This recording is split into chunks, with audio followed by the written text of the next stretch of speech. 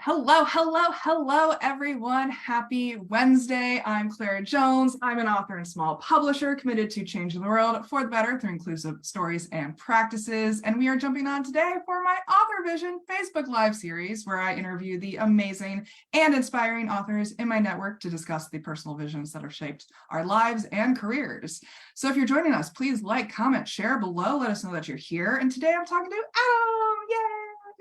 Hi, so glad to be here. Yeah, me too. I was just thinking, where did we meet? It was some networking somewhere, somehow. We have a mutual connection. I think you and my mutual connection are active on somewhere on Slack or Discord. Right. And another author, actually. Yes. And yeah, we got connected that way. I'm so happy to be here because I also haven't been on a Facebook Live in a while. Oh, yeah. And yep, so being with you to sort of like resume Facebook Live stuff is I just can't think of a better way. Yeah. Facebook Live is where it's at nowadays. You have to have it in order to make any sort of dent in the algorithm. Yep. All right. Also, I don't know about you, but this is also a great opportunity for a break from Halloween shopping. I have a D&D session this weekend with my D&D group, and we decided that we were going to bring together like costume elements and just kind of like crowdsource costume elements. That's a great idea. And so I had to go through digging through all of my Halloween costume boxes. Like that's one thing that's on my to-do list for Friday. Oh, that's a great idea. I like that. You're probably ahead of me, actually. Yeah, I was fortunate enough to go to a college where we had a lot of costume parties, like a lot, not just around Halloween, but throughout the year. And so after I graduated, I actually had a hope chest full of costumes that I graduated with. So over the years, I've pared that down to like a couple file boxes. Okay, good, more manageable. Yeah, but it's an easy, like, all right, I need to find something. Let me just find something in this box. You store, you can tuck it away. Yeah, absolutely. Exactly. But yeah, it is an exciting time of year.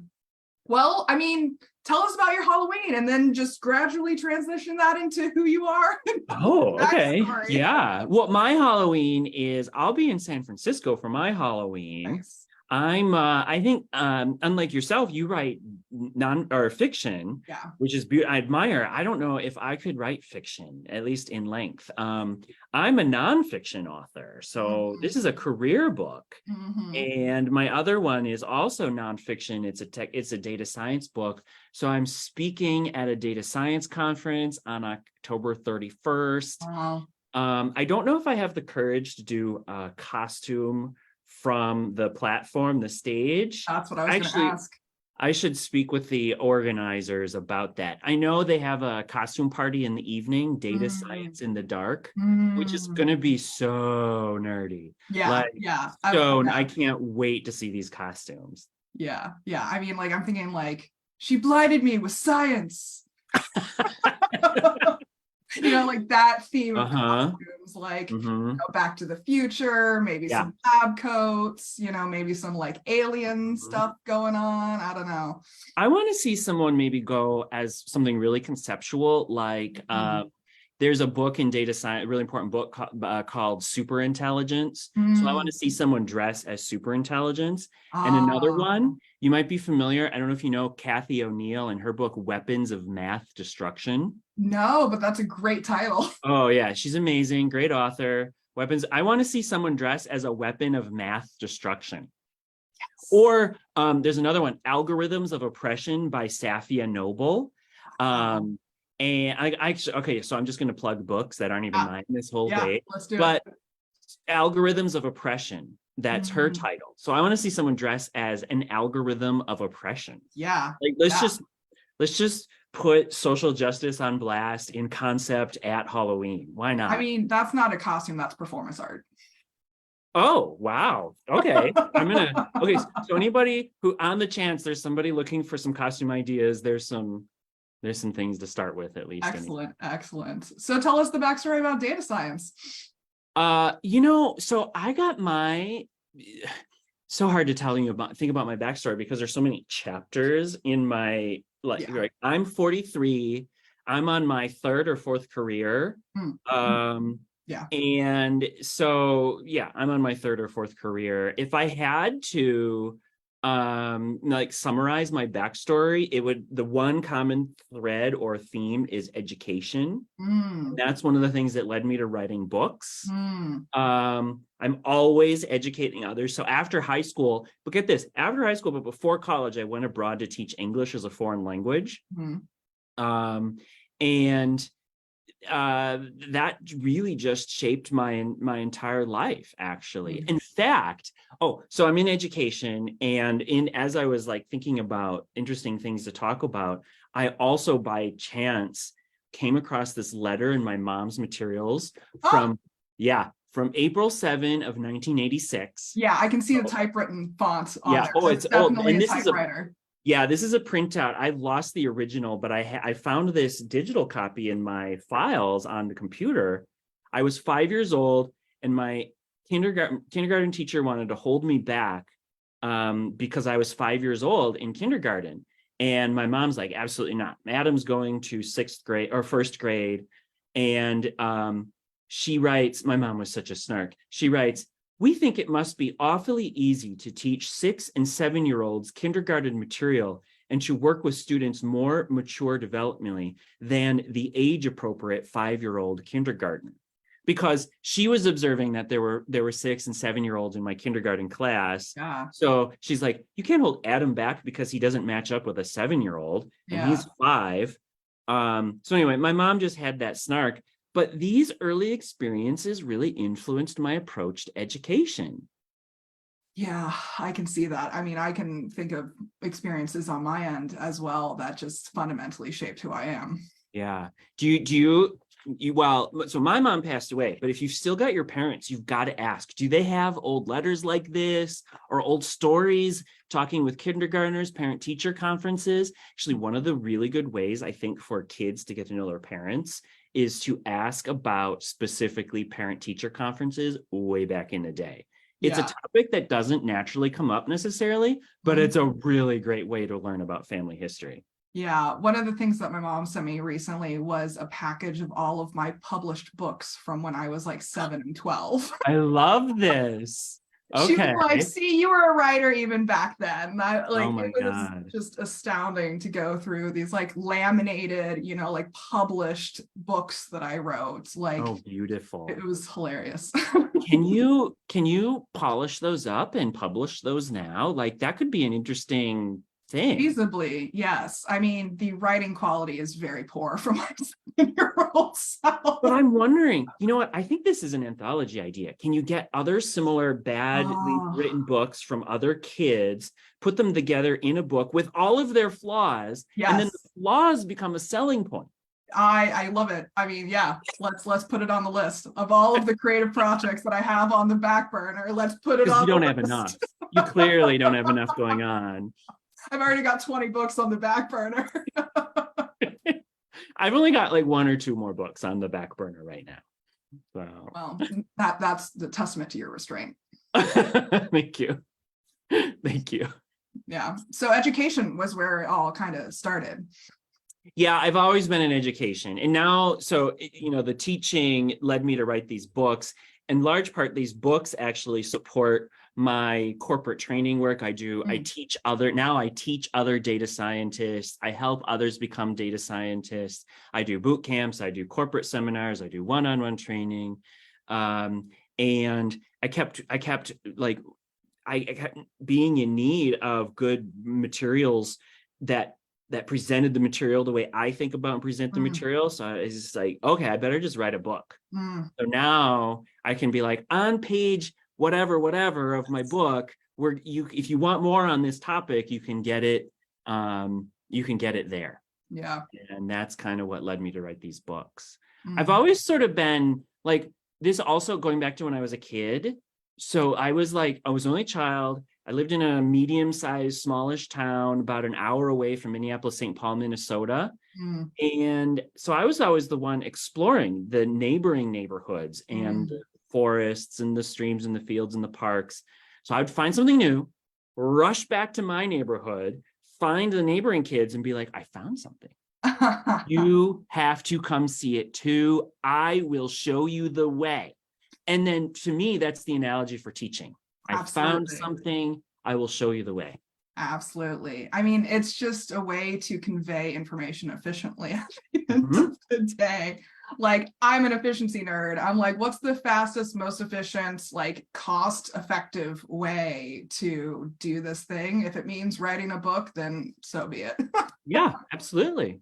So, and then there's something cathartic about writing. I know a lot of the folks who watch your show are also aspiring authors or thinking about being an author, or current authors looking for, like, I just hope that the aspiring authors out there will follow your advice and move forward, because it's so healthy to write, so It healthy. is. Yeah, I run into so many memoirists that are like, this is taking care of all of my trauma. Mhm. Like, it's how Mhm. we process stuff, like through the lens of Mhm. words. Yeah, I should ask you for advice. Okay, no hard feelings if you're on the spot in the middle of the show. I didn't even think about this, but I have a memoir, because for me, I like a super hyper specific memoir. I want to write a memoir for adults who were legally or pragmatically emancipated very young. Mm, Um, and so basically it's a guide for the early or the young emancipated, a guide mm, to adult life for the young emancipated as a memoir. mhm. Thumbs up, thumbs down, needs work. What do you think? I mean, I'm down for it. My first book that I actually tried writing back in the day was a nonfiction on how to adult. Yeah, okay. Like, I wanted adult hacks because I realized like no one knew how to check their tire pressure. I realized like no one knew what even taxes were. Okay. Or like, how to balance a checkbook, or like check, like if your toilet's running, you check the inside of it. Like, Yep. no one knew that when I was like, so I was like, all right, I'll write a book about that. Yeah, I remember the first time I came home, I heard some running water, found out the big old water heater was making noise, probably leaking. And I was like, who do I call? I was like, I don't know, in my 20s, late 20s. So I called up my boss's husband. And because I was like, he had a reputation for being really good with houses and being handy and smart and everything. And he's like, Adam, you need to call a plumber. I was like, okay, I'll go do that. I'll go call a plumber. Like, so simple, but I didn't know. Yeah, yeah, yeah. That's exactly what the book was going to be about. And like, agents were interested in it at the time, but Ooh. deep depression completely knocked me off track for that one. Okay. It happens. But it happens. Yeah. So what kept you going throughout this journey? What was like the vision that you were striving toward every step along the way? Ooh, the vision that I was striving in writing books. Yeah, in this Yeah. journey of teaching, honestly, because that's what we're talking about here at the end of the day. Yeah. I think it goes back to something you said a moment ago, something about how the book is a means to a more efficient end, or more fit, like, and for me, a huge motivation for writing the books was to be more efficient in my teaching. So I could have a specific place to send people that would talk about, for people who wanted to learn more on a specific topic or a nuance that we didn't have time in class for, or that they wanted to work ahead on. That's what I think really drove me to write the books. The other, you know what, I'll tell you another thing. The other thing that really drove me to write, this was more about how to write. This was more about my vision on how to write. Once I determined I was going to do the book, I was like, okay, I did the typical academic thing. What's missing in the field? What can I add to the field? Sure. Yeah. And I looked at my bookshelf, and I actually write about this in my one of my books here. Go to the bookshelf. I just pulled 10 data science books off the bookshelf. It was a convenient number. And then I checked the indices and the glossaries for culture and ethics, but especially ethics. And the table of contents.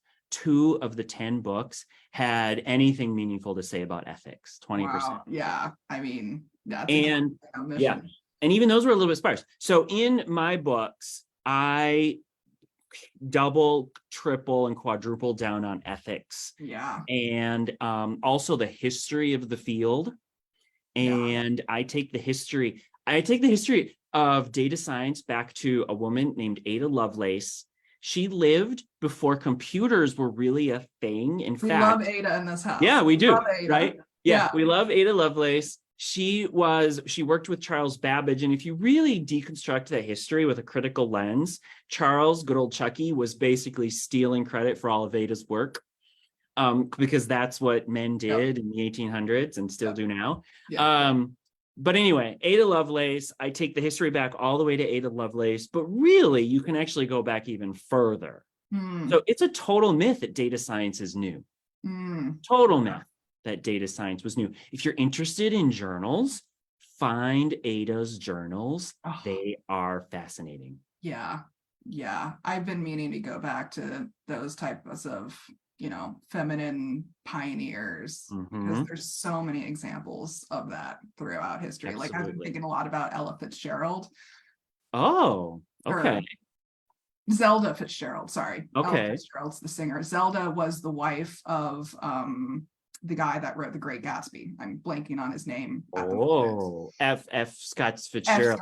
Yeah. Thank you. And he stole a lot of his material from her. God. And so in the history of like writing too, like Great Gatsby is like one of those books that we put up on a pinnacle, right? Like everyone knows about it, everyone talks about it, but a lot of his work has just been directly stolen from her journals. Really? Oh, I don't want to believe it, but I do believe it. Did he do something similar for Damned and the Beautiful, or Beautiful and the Damned, or Damned and the Beautiful? I can't remember. Yeah, it was one of those books that was just like entirely from her journals. I don't remember which book specifically it was, but there was one that was just like entirely just plagiarized from her journals. Yeah. But since you said it, now I'm curious, does Ella have a memoir or out there? Because now I want to go find Ella's. Yeah, I actually wrote a paper in college about flappers back in the day, like how influential they were. I basically argued that like the flappers were the precursor to like pre-modernism, postmodernism. Oh, okay. Because of like, the whole liberation aspect that they personified back then. Okay. And Zelda was one of the flappers that I did kind of like a case study on. Okay. Wow. Okay. Thank you. Now I've got some homework after this show. Well, I mean, we're kind of talking about this, but like what lessons came up throughout this journey? Like, for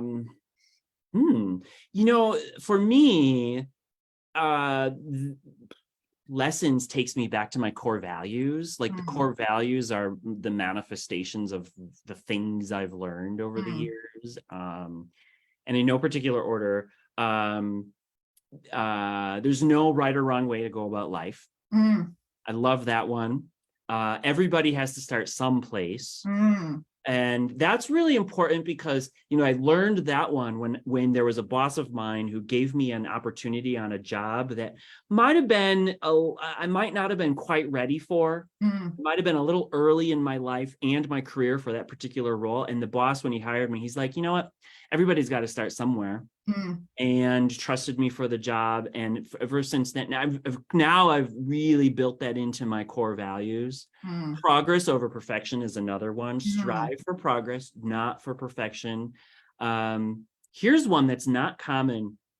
And this one rubs my corporate consulting friends the wrong way sometimes. It's never be in a rush. Never be in a rush. And an example of that is if I am hiring someone for like a small gig project, and they say, oh, I'll get back to you by tomorrow. I'll say, you know what? If you get back to me in the next 10, 15 days, that's fine too. Right. And then, but the thing is, the other side of the coin is I always make a promise. If I am in a rush or there is an urgency, I'll let you know. Otherwise, you can assume this is not a rush job. Yeah. The other one, family and friends first. 43 and I'm single. I don't have many regrets, but one of the things I wonder about in my life is what if I had spent an earlier portion of my career prioritizing family and romance instead of my career? I think that's an only child problem. Probably. Because I'm an only child too, and I ask myself that all the time. Yeah, probably. So Anyway, family and friends first before your career. And another one I'm totally going to steal, and who wrote, was it Covey? Stephen Covey wrote Habits series, 7 Habits series. I think so. My favorite of the 7 habits, I don't subscribe to everything in that philosophy, but my favorite of the 7 habits is number 2, start with the end in mind. I mean, the theme that I'm getting out of these is like being very intentional with your start. Okay, say more, because I'm gonna like, everyone has to start somewhere, right? Is one of the things that there is start somewhere. Starting with the end in mind. Like being very particular about who you decide to bring in to this journey of yours, and being very upfront with expectations at the start in terms of like onboarding very well. And I was really fascinated by the thing that you said about academics and like looking for those gaps, is because I think as academics we're taught to start with research. The literature review. Yeah, exactly. And so like I was the exact same way coming out of academia. I just attacked everything as if it was a research paper. That's the skill set coming out of academia, and it's a handy one. Yeah. And so you have to be really intentional with that beginning, as like, what is your goal going into it? Like, how are you going to set your expectations, both yourself and those around you, and being just very intentional with that process. Thank you for these reflections, because I don't know if I put them together that way. I love it. Thank you so much. Yeah. I mean, it even goes back to the beginning of like, our starts are in our educational experiences, right? Like so much is formed during those early years that we have to be, our parents more so than us, have to be very intentional with how that is developed. I was it's a trope. It's sort of this cliche to like, when someone asks you about your history, to go back to the day you were born. So 1986, I was born in 80. So 1986 is almost the day I was born. So I wonder if for me, there's actually more meaning in that than just a cliche. Yeah. I mean, there's a lot that you can find out by going back to the beginning and just understanding what those themes are. And I think that's really what puts us at an advantage when we do come from academia as writers, is because we are trained to look for themes. We are trained to look for, supporting facts and sources and all of that jazz. And I love that you're bringing ethics into this conversation too, because that was the thing, that was the gap that I noticed when I started putting out more thought pieces in my professional life. Is like, I was specifically at the time studying leadership practices, and leadership at like up until the early 2000s was very much based on anecdotal observational experience. It wasn't really based on like scientific studies or like psychological studies or anything like that. And so when I found the institutes and the organizations that were doing that research, that's what I brought to my audiences, more so than like always relying on Napoleon Hill and like all of these really outdated leadership anecdotal based advice. Napoleon Hill is not how the world works. That's just not anymore. I mean, he was popular in 1930? Like that's when the books were first produced. Napoleon Hill, and then there was the How to Win Friends and Influence People. Just so culturally biased. Maxwell. Well, who's that? Maxwell, something along the lines. He's a little more recent. Some of his books are a little bit more recent, but still not current. And that's maybe being diplomatic about it. But that's why we need our voices to come forward and talk about the ethics of this stuff, because we are in a completely different world now, being interconnected. Like, we're seeing this play out on a day-to-day basis everywhere. The world is a different place. Okay, but I don't want to get that'll save that for another show. I mean, another podcast. But how did you stay sane throughout all of this? Like, what was the stuff that you had to do to support yourself in order to keep going through this? Well, one of the transitions that for me during the pandemic I made, I think everyone made transitions during the pandemic and everybody's transition was different. But for me, that's where friends and family really came into focus. And I over career. I moved back to my hometown. I'm 4 minutes from my dad. So, one of the things I do on a daily basis or nearly daily basis is I visit with my dad for a few minutes to a few hours. And that's a gift. My dad and I were not close when I was younger. And I'm an only child and my parents were divorced. My mother has passed away. So a small family is a mixed blessing, right? It is. The upshot is there's one birthday to remember. If you have a family trip to plan, there's one person to coordinate with. There's only one person to plan with at the holidays. And my dad also is, my dad has quasi twice been widowed because my mom and my dad reconciled. And then, anyway, my mom passed away and then my dad's other 20-year partner passed away. And so now he has a new partner. They were friends in high school. My dad and his current partner were friends in high school. She's widowed too. Wow. And I adore her. And her oldest daughter told me something last holidays. She talked about how she was always kind of angry with her parents or disgruntled with her parents for not giving her an older brother or making her be which is kind of odd, but it's not something you can control, but it's totally a natural feeling to have like this disgruntled thing over things that nobody could control. She said the sweetest thing to me. Now that your dad and my mom are together, you're my older brother because I'm older than her. And isn't that sweet? Like my heart melted. That's so sweet. So I now have these three younger step siblings that I all adore. And I get to visit with my dad. Anyway, family got me through this. Another thing that comes to my mind here, how did I get through this? I don't know what this is, but is it the last few years? Is it the books? Is it my career? Is it the exit from academia and corporate and into corporate and then exit from corporate, right? But anyway, this is, all of the above. One of the things writing has taught me, I know a lot of your listeners are really into writing or I know one of the things writing has taught me is that I don't have to finish a project all in one sitting. That it is okay to work really hard on a project for 20 minutes or 3 or 4 hours and then come back to it a day later or a week later, because you can't write a whole book in one sitting. Although some of my best chapters in both of my books were written in nearly one sitting. I will say that because you those can do are a chapter in a sitting for sure. And not an entire book. I've done a whole chapter in one sitting or nearly a whole chapter in one sitting.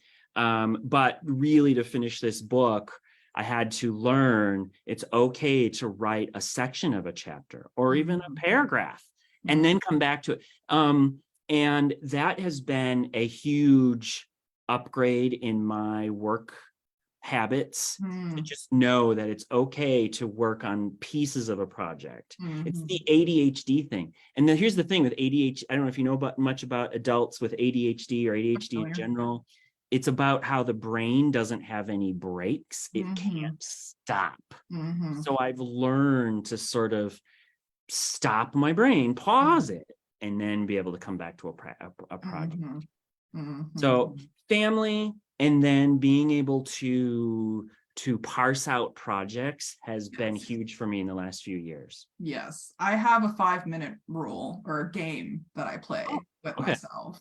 Is if I really don't want to be doing something, like for me, it's cleaning my bathroom. Like it's always the last thing on my list, right? Okay. And I play the game where I'm like, all right, I'll try my best for 5 minutes. Okay. At the end of the 5 minutes, I'll have some amount of stuff done and I'll be okay with that amount, whatever that amount is. And if I don't feel like continuing for another 5 minutes, then I'll quit and leave it for the other day, But at least I got 5 minutes done. But I love this but on the chance that at the end of those 5 minutes, you're feeling it, you can keep going. Yep. You have the option to keep going. I do something similar, but I don't like cleaning up around the house. I do something similar with just a portion of a room.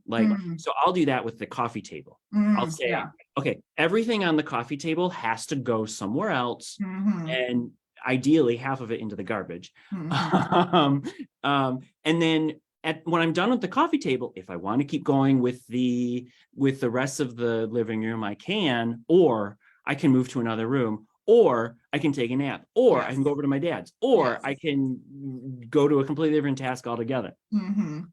Oh, this is smart. I'm going to try it with the clock. I'm going to try the clock idea because I feel like that's going to be a different way to structure it that could work. People really underestimate how much you can accomplish in 5 minutes.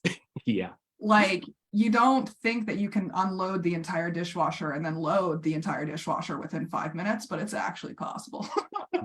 Dishwasher is the bane of my existence.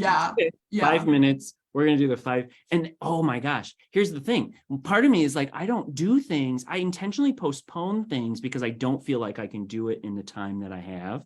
So I won't empty the dishwasher until it just naturally gets emptied by pulling things out like it's a cupboard.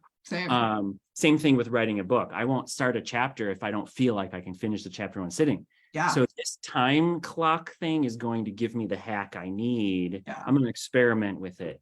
And with writing, it's more of like half an hour because I can't do much writing in 5 minutes. But I get to this point in writing where I call it crunching gravel mode, where like my brain is so tired that it feels like it's just eating gravel instead of like producing anything productive. And so at that point, when I get to that point in my writing, and I'm like, all right, I'll do another half hour, and like whatever words come from that half hour are going to be good enough, even if they make no sense stringed together. If it's not even a complete sentence, I'll at least put words on paper and they can be revised later. They could be totally discarded. It just that's the writing process. Because 5% is better than 0 every time. Yep. And 5% up is even way better than even 10% down. Which is what'll happen, right? So if you visualize it, any techie data viz folks, if you visualize a 1% improvement over time and a 1% diminishment over time, the 1%, the difference between the improvement and the diminishment is just, well, anyway, it teaches you something about life. There's definitely some steep curves. Absolutely. Oh, I love this. Anything else you want to add before we start wrapping up? No, is it time over? Oh gosh, yeah, it is. No, I've enjoyed chatting with you and meeting with you. We met last summer. I look forward to staying in touch, and I'm so thankful you had me on your show. I mean, it's always a good conversation. And like, authors talk to other authors, like we said at the beginning, like we're all in this together. And if anybody's interested in data science, to reach out, just find, I love connecting with readers who are reading the book or even seeing the podcasts. I answer my emails personally. Some authors don't, some authors can't. And I'll just be humble and admit on camera, I'm not at a place where I have somebody else managing my email. So if you have questions about data science or writing nonfiction, especially nonfiction, I'll help you out if I can. And if I can't, I'll tell you that too. So I try to be generous and give back to the community as well. Yeah, I love that. I mean, it is an art to write engaging nonfiction. That's for sure. Yeah. You know what though? The thing I love about this book, one more thing, and then I think we probably do have to go. I created 3 characters for this book. They have life histories, backstories, career histories, and and then we revisit those 3 characters over and over again throughout the book. Love it. So it is a quasi nonfiction. It's almost, I was thinking at one point doing this as a business parable. That's a whole genre, business parable. And it didn't quite work as business parable. Maybe I'll do a business parable at some point in the future. And then if you ever see me present in corporate training, I bring those characters into the presentations. Yeah, that's So brilliant. fun. I mean, you have to have that emotional journey, whether you're Mhm. writing fiction or nonfiction. Yep. And then I figure the people that might be interested in my work, they might not connect with me, but they could connect with one of the avatars I have in the books. So, and they are so interesting. And don't tell my friends and family this, but they're loosely based on a collection of friends and family. I mean, that's how it is with writers and characters, right? Yep. Yep. It's like That's how it goes. this character is a conglomeration of these people, and you know, I'm just never going to tell them. Yeah, sure. All right. Well, this is powerful stuff that we're talking about here. And audience, we definitely encourage you to share your own thoughts and feelings and insights and stories with us as well. We'd love to know how visions like these have impacted you in your own lives and journeys. So special thanks to Adam for joining me. It's been a pleasure. You're welcome, and thank you. Yeah. I always love these conversations. They always give me a little boost in the middle of the week. Perfect for Wednesday. Yes, exactly. So please comment, like, subscribe below. Check out linktr.ee/clairjoyance for all of my links. And then where can folks find out more about you? Oh, I'm super easy to find. Adam Ross Nelson on Twitter, Adam Ross Nelson on Facebook, Adam Ross Nelson on LinkedIn, Adam Ross Nelson on Medium. I write a ton on Medium if you're familiar with Medium. Yeah. Again, nonfiction there, but yeah, I look forward to connecting with folks as well. Yeah. Can I also say I love that everyone's still calling it Twitter? Yeah. I haven't even thought about, I think the news media is sort of saying Twitter/X or X formerly Twitter, but I haven't even tried to make the I feel like it's our little collective act of rebellion. I love it. I'm just wondering how long will twitter.com remain a thing? Because changing twitter.com could literally break the internet. Yeah. It's so many incoming links. Yeah. And do you know who owns x.com? Probably, is it Elon? Mark Zuckerberg. Way to do your research, Elon. Elon should hire us. Anyway. Well, we're just going to end on that note because fuck you to Elon. All right. And until next time, please remember that you all have extraordinary stories to share, and I'm rooting for you as you use them to change the world for the better. Take care, everyone. Bye-bye.